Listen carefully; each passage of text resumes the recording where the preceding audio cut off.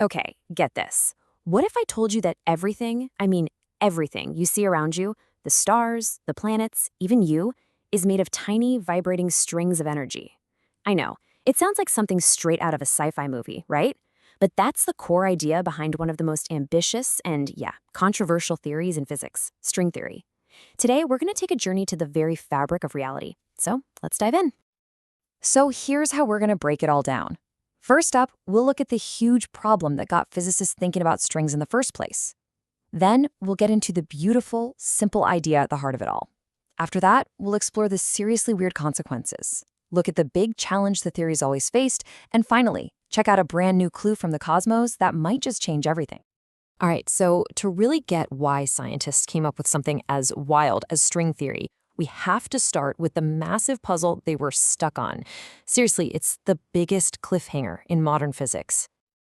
See, in the 20th century, physics basically split into two camps. On one side, you've got Einstein's general relativity. It's the rock star theory for all the big stuff, planets, stars, galaxies. It gives us this beautiful picture of gravity as a smooth, curving fabric of space and time. Then, on the other side, you've got quantum mechanics. This is the wild, weird world of the super small. Atoms, electrons, all that stuff. It's all about probabilities and jittery packets of energy. And here's the thing. Both of these theories work perfectly in their own domains, but there is a huge problem. They absolutely hate each other. I mean, they just don't play nice. If you try to use their equations together, say to describe the center of a black hole, which is both ridiculously heavy and unbelievably tiny, the math just, well, it breaks. It completely falls apart and spits out nonsense, like infinities. And that's not just some small technical glitch. It's a sign that our understanding of reality has hit a brick wall. It's like trying to run a Mac program on a Windows PC. They just don't speak the same language. This isn't a minor issue. It's the biggest unsolved problem in fundamental physics. You can't have two sets of laws for one universe. It just doesn't make sense.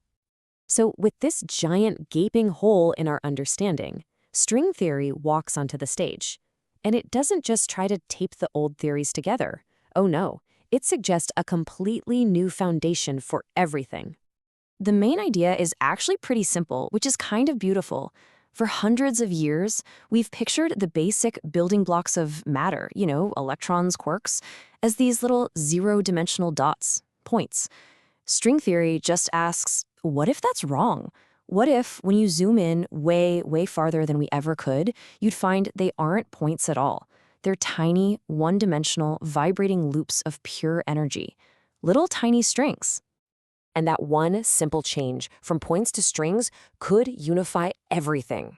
Think about a guitar string for a second. If you pluck it in different ways, you get different musical notes, right? Well, string theory says the universe works just like that. A string vibrating one way looks to us like an electron. If it vibrates in a different pattern, we see a photon, a particle of light. Another vibration gives you a quark. Suddenly, all the different particles and forces we see are just different notes being played in this amazing cosmic symphony. It's all just strings. Now that is a beautiful, elegant picture. But for this whole symphony idea to actually work, for the math to hold up, it demands something truly mind-bending about the universe we live in. 10, not 4. For the equations of string theory to be consistent, the universe can't just have the 3 dimensions of space that we all know, length, width, height, plus 1 dimension of time. Nope, it has to have 10 space-time dimensions. And right away, that's the question on everyone's mind.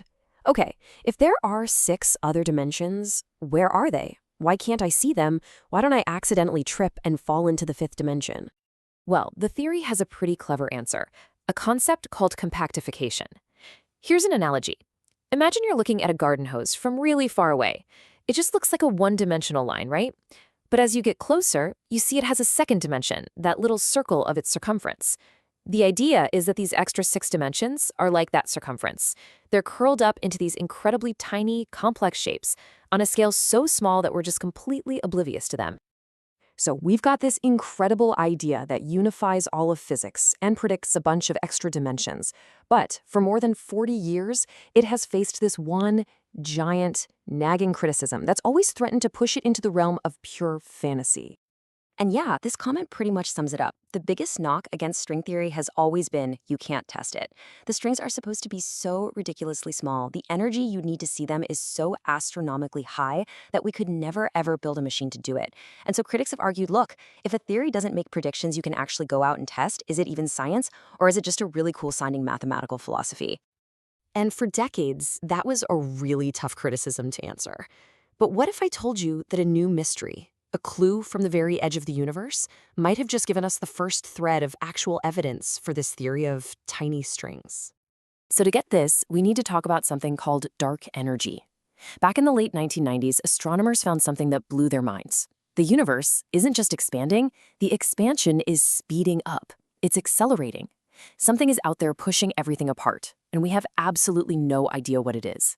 We gave this mystery force a name, dark energy. And figuring it out is one of the biggest goals in all of science. Now, the most popular idea has been that dark energy is what's called a cosmological constant, basically a fixed amount of energy in empty space. And if that's true, the acceleration should stay the same, or even get faster. But brand new data from a massive survey called DESI is hinting at something totally unexpected.